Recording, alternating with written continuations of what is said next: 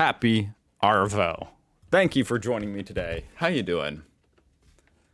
I enjoy reacting to these type of videos. Australian versus American culture. Pretty basic, but I enjoy it. Told by an American. Ashley Llewellyn. Check out her channel, link down below. That is a tongue twister. Llewellyn. Yeah, link down below. Check it out. I'm always curious to hear what different people think about Australian culture and stuff and get different people's insights on it. It's fun. Let's do it. Some Australian and American differences. That's a hard one. The first and most obvious one I can tell you right now from being an American myself and seeing my parents come here and try to culturally fit in was the way that we order. Americans love to go up to the counter and say, I'll take that. I'll take a black coffee with 2. That's actually an interesting thing. It's always been a pet peeve of mine my whole life when people go up to the counter and say, I need that. I don't know. I mean, it's not a big deal. It's not that big of a deal. I just don't think it's the most like polite way to ask for your food. You know? They're like, I need this, or give me this. I'm like, I mean, you don't need it. You would survive without it. Look at you. But anyway, I'm curious to hear how Australians do. I'll take that. I'll take a black coffee with 2 sugars and a little bit of cream. Honestly, that's kind of a relatively polite way to do it, to say, I'll take that. It's a lot more polite than saying, I need this. Australia, it's, hi, how are you? I'll take a cappuccino with 2 sugars. It's very conversational, whereas Americans are very, I'll take that. That's it. I mean, there's multiple cultures in the U.S., and I'd say that's more like East Coast culture right there. What she just described, you know, New York. I'll take that. And I can vouch for that because I used to be that way. And my partner here used to get really mad at me. He used to say, Ash, you need to say, how are you, before you bark your order at them. And I'm like, no, I don't. They're there to work. They're there to take my order. They're not there to have a talk with me. I realized that... Isn't that interesting? Because so many people come to the U.S. and say, you know, oh, you know, the cashiers and the waitresses, and they're all so conversational. They just want to talk to you, and it's like, in Europe, they just do their job. So it's actually kind of interesting, pretty fascinating to hear. In Australia, it might be even more conversational than here in America. Then again, I live in the Midwest, where it is definitely more conversational than other parts of the U.S. Respect you a little more when you ask them how they're doing. Just a really significant difference in the cultures. While we're on the topic of coffee, the names of the coffees here are slightly confusing. I was confused when I first got here because I just love a black coffee with cream and sugar. I think she is from the East Coast. That does not exist here. It's called a long black with milk. They don't have coffee creamer. Maybe they do. I've never seen it. But they use milk, and it's a long black. Whereas in America, it's just a black coffee. So for all you coffee gurus that are coming to Australia, I would recommend a cappuccino because it's really good. Another culture. Hold on, I'm gonna rewatch that part. Okay, what confused me was she was saying she likes a black coffee with cream and sugar, which to me that's a contradiction. Maybe over there in, you know, wherever she's from in the U.S., they call it that. But to me, a black coffee means no cream and sugar. So I don't know how you have black coffee with cream and sugar. That's not a black coffee. Well, maybe I'm just like wrong or something. I don't know. I'm questioning my whole life at this point. But apparently you guys don't have, she said you guys don't have coffee creamer? Just milk?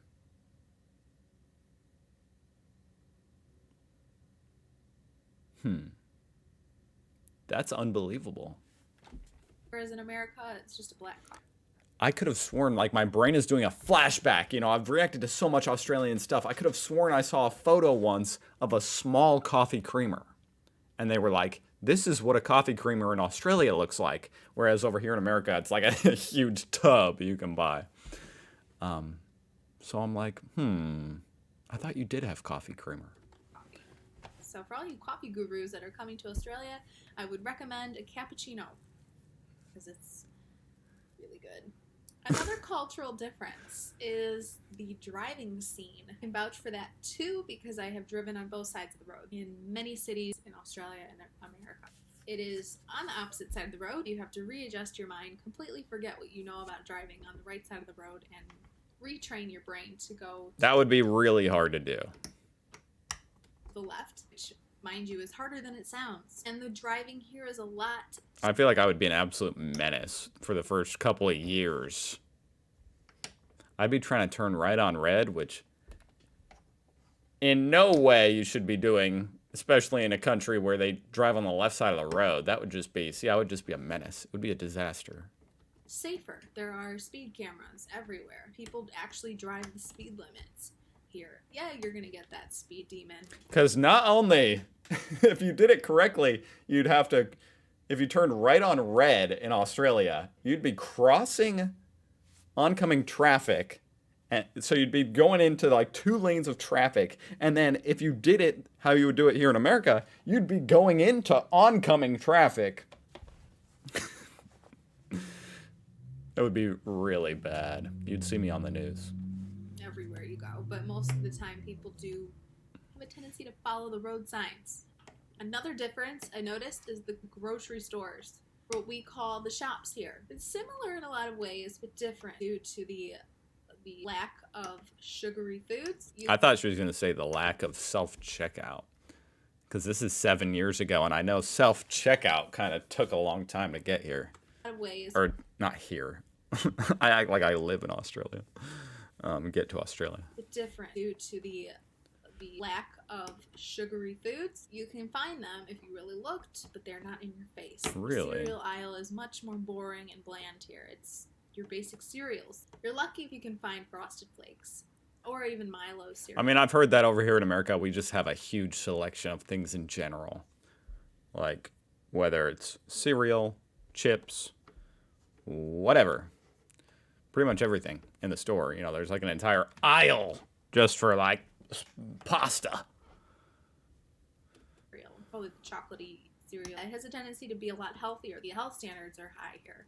The Australian fruit in the summertime, it's very healthy, but at the same time you can find your normal like cookies, bakery, ice cream stuff. Another difference is the college lifestyle. A bit different from us American, what we think of our college experiences.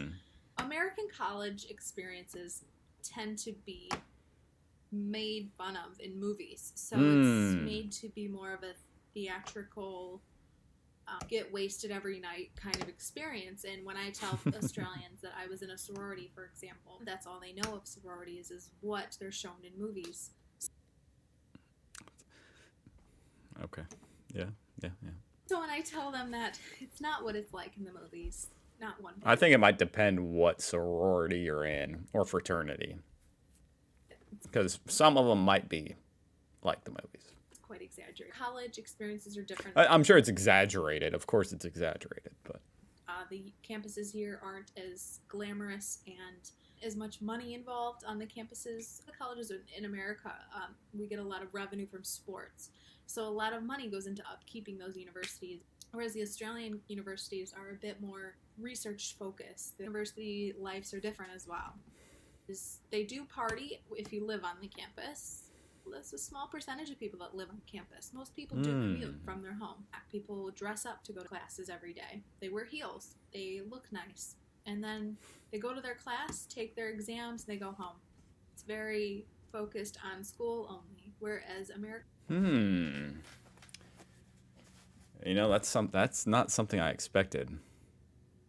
I'm curious. I'm going to read some comments afterwards because that is not what I expected. I thought the lifestyle was pretty similar, as far as I mean, there's really 2 different types of college students. It's the ones going there for the education and the ones there to party. The ones there to party usually drop out or fail out within like 2 years. But those are like the two main groups. It's like the kids who can go off to college and still be responsible, and then there's the kids who go off to college and cannot be responsible on their own. American college experiences are more of, yeah, I go to class, but I also am involved in A, B, C, and D. I'm in sororities. I'm in this organization.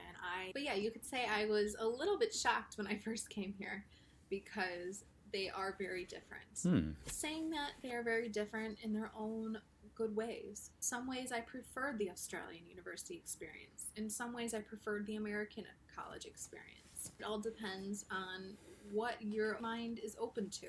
I mean, if most people are commuting, then that's definitely going to cut down on a lot of the shenanigans in general. Because there are commuter schools here in America too. Absolutely. There's a lot of schools. I attended one that was mainly people commuting to it. And that, I mean, you know, that cuts down on a lot of shenanigans. Because most of the shenanigans take place at the dorms or at the apartments where the students are staying, and it's, you know, after school hours. So if you're not living there, then yeah, it's not going to be as much partying. If you're open to new experiences, you're going to love either.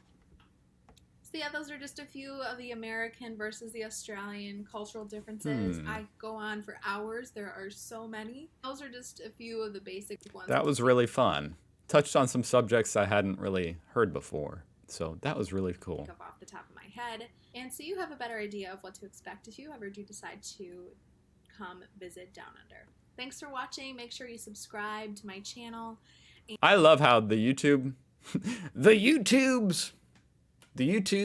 made it to where when they say subscribe, the button does that animation. So you have a better idea of what to expect if you ever do decide to come visit Down Do Under. it. Thanks for watching. Make sure you subscribe to my channel.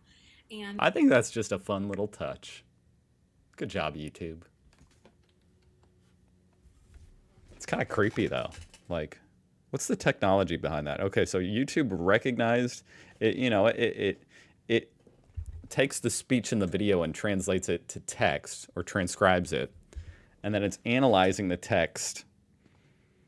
And I guess just any time that word subscribe is said, the browser is like listening for that. It's kind of interesting. Thank you for watching. I'll see you guys tomorrow. Did I have this pulled up when I did that? I'm questioning myself. If not, that was a total fail. Here, I'll do it one more time just in case. Ones I could think of off the top of my head. Visit Down Under. Thanks for watching. Make sure you subscribe to my channel. Did you see the animation? I'm afraid maybe I had the screen gone. Okay. Wow. Awesome tangent. Thank you for watching. Nobody's still watching. Thank you.